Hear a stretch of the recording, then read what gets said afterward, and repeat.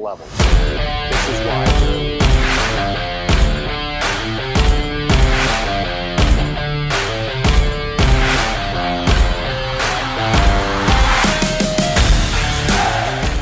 Hey guys, now that we're in the fall and winter time, the off season, I thought it'd be a good idea to talk about if you were ever considering using a recruiting service, what are some benefits? What are the reasons why it now and today more than ever they're so valuable? I thought really it's a reality check of the difference between recruiting 15 years ago versus today.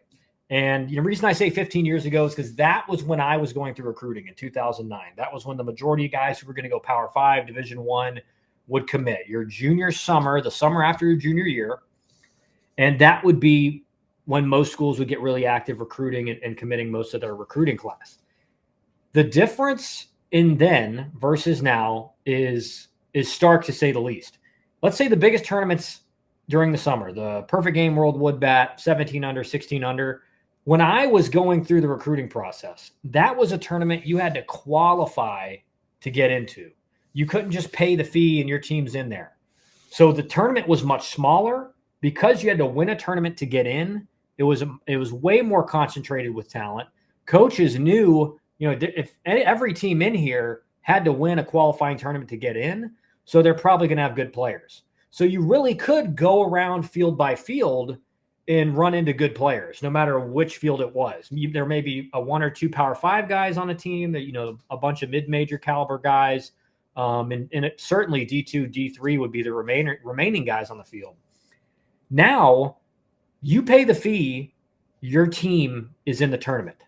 And I want to just show you guys some numbers so you understand how much different this is. The Perfect Game 16 under this past summer, in 2024, there were 468 teams in the tournament. 468 teams. So I went through rosters and tried to get an idea of, what the average roster size was. I saw teams with 30 guys.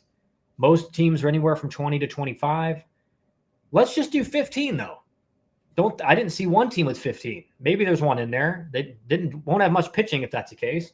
But let's just do 15 with 468 teams. That's over 6,000 players in the tournament. Now, if we go to 20, that's over 9,200. If we go to 25, you get what I'm saying. These tournaments have 10,000 players in them.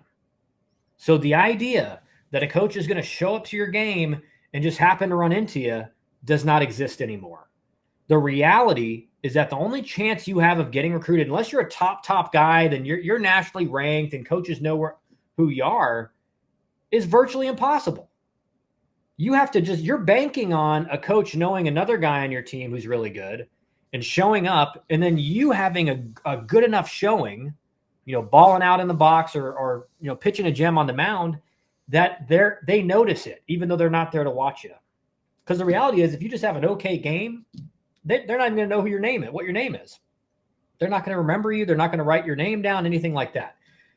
So the reason why recruiting service, you see them popping up all over the place, is because travel baseball has become so much more complicated with these tournaments where there's so many teams. It's impossible for recruiting coordinators to see 1% of the players, let alone 10,000.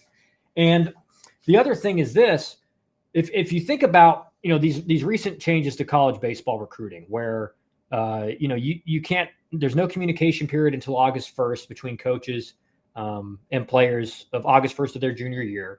Roster sizes are getting smaller. Now there's less time to make decisions from coaches. They have to see a bunch of guys in a small period of time because they can't go watch them their sophomore summer. And then, they see them one time to make a confirmation their junior summer, and it's bam, they're making an offer. Or, with the old rules, they'd see him as a freshman, they'd see him as a sophomore, and then, what? We've seen enough. We're going to offer this kid. Now, that sophomore summer before August 1st, if they really want to make a move on a guy, they got to see him 4 or 5 times before August 1st, because if he's really good, he may have multiple offers on that date. The thing is also this, guys, there's so many players in these tournaments, and any of you guys who played in the World Wood Bat this summer, there's games an hour southeast of Atlanta. There's games an hour northwest of Atlanta. I mean, the amount of driving you have to do as a coach or as an advisor to see my own guys is ridiculous. So a coach going to see players has to have a complete schedule laid out. All right, I'm going to get to this game. Well, it's 45 minutes away, so I got to get to this game, watch him pitch for 3 innings. Hopefully I get to see 3. Then I got to bounce an hour and a half to this game. Hopefully I catch it in time to watch a couple at bats. Then I got to bounce another 30-minute drive to see another kid pitch. You get what I'm saying.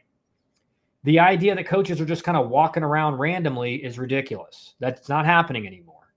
And the added wrench in the system is that with the portal being so attractive to schools, most of these early tournaments in June, I mean, there was almost no coaches there. I mean, you guys know this from playing. I was out at the tournaments in June, and there's virtually no coaches. And everything we were hearing was, well, we got to make decisions on portal guys and get that wrapped up before we start looking at the high school guys. So the biggest reason, if you're considering a recruiting service, should be that, is the fact that it's more difficult now than ever before to just be seen by a coach, let alone get an offer or anything like that. And so having someone in your corner that is communicating with coaches, that is sending them your schedule so they know when you're playing, they know which game you're going to be pitching, they know which game you're going to be behind the dish. That is magnitudes of help in today's recruiting process, because it didn't used to be like that. Like I said, 15 years ago, you were a good player, you were going to get seen because the tournaments weren't massive. You played on a good team, you were going to get seen. Nowadays, that's not the case. So if you're out there considering a recruiting service, I think that is the most attractive reason why, is to have people that coached in college, played professionally like myself and all the guys on our team, because that means we have their personal relationships with the schools and with the coaches. We don't send out mass emails. Those never get opened. I can promise you, any service that says, well, we send out emails to every school in the country. I mean, that's, first of all, if you're not qualified to play at Tennessee and a recruiting service sends an email to Tennessee, do you think they're going to trust anything that service says from that point on? Or do you think they're going to see an email and be like, it's probably another kid who can't play here, delete, or not even open? The reality is that doesn't work, guys. What separates us is we have the connections with coaches. Most of the guys in today's game either recruited me, I played against, I played for, I coached against, I coached with, or we played together in professional baseball. We worked out together in the offseason in our pro careers. That's the difference. So if you are considering a recruiting service, just make sure you do your due diligence and get a feel for, all right, do these guys actually have connections in college baseball? Do these guys have relationships with coaches? If for some reason the resume doesn't add up, that should be a red flag. It should be a red flag that maybe there's no connection there. If the resume is, played college baseball at a high level, played professional baseball at a high level, coached college baseball at a high level, and has been doing it for a long time, that's probably someone you should at least talk with. Someone you should at least get some questions answered and see if it's a possible fit. But now more than ever in today's recruiting game, recruiting services are something that can really help your son get exposure. Again, at the end of the day, your son's got to perform in front of coaches. He's got to put the work in the offseason. But as a recruiting service, our job is to help get as many eyes on them as possible and make sure their schedule's known so that coaches can see them, know who they are, and again, tailor it to what schools are a fit. Where is this kid going to have a chance to play right away? It would be great if every kid could commit to Vanderbilt. It'd make us look great. But at the end of the day, if the guy's not going to play there, if he's going to, sit on the bench, that's not where we're going to advise him to go. Our goal for every player is to go to a school where they can have a chance to play right away, maybe be a first-team all-conference guy, maybe be a freshman All-American, and eventually get to play professional baseball. I mean, if that's your goal as a player, guys, to play professional baseball, your number one priority should be, what's the roster makeup look like? Am I going to have a chance to compete for a starting spot my freshman year? And now with the transfer portal and everything like that, that is even more hard to decipher, more vital to get information on, and something that we help out with, guys. I hope this video helps you guys understand why you've seen in the last 5 years. Of course, Elite Sports Advising has been around for more than a decade, but a lot of recruiting services now coming and popping up because of how complicated this process is starting to become. And it's getting more complicated year by year, as you can tell with all these changes in the last 3 years.